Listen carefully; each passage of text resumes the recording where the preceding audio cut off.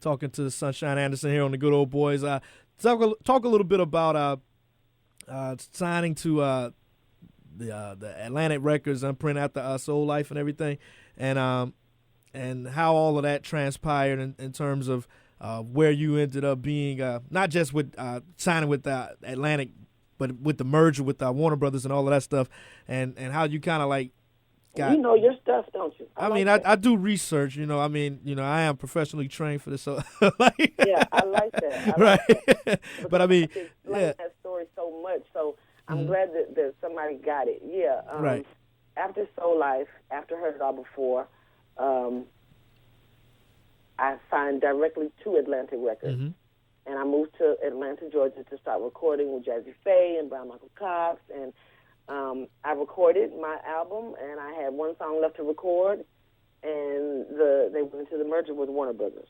Right. And they came out of the merger some months basically saying that even after the success of Heard It All Before, and that they weren't going to put my album out for at least another year, a year and a half. Now they've got all these females on one label, Brandy, Missy Elliott, Trina, Tamia, right. Sunshine, Little Kim, all these artists who are going to probably end up competing against each other. And right. It was devastating. Even though I might have known what that record meant to people, I knew what we were in. I might not have found out until a later date what that record meant to people, but in the middle of it, I knew. Right. I knew. We were number 5 for 5 weeks. We were number 1 for 5 weeks. Excuse me. So, it was very devastating to find out that no, they weren't interested in putting the record out for a year and a half. There were other artists that had clauses in their label that said they have to be out within 1 year, and so these people were basically going to go in front of me. And nobody wants to sit on a label. Right.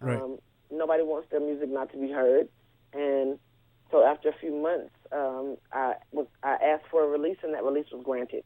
And so then I was surprised again to find out that there again, after the success of Heard It All Before, after selling almost platinum, 800,000 copies, nobody was waving the red flag for Sunshine. So it was a very difficult period in my life.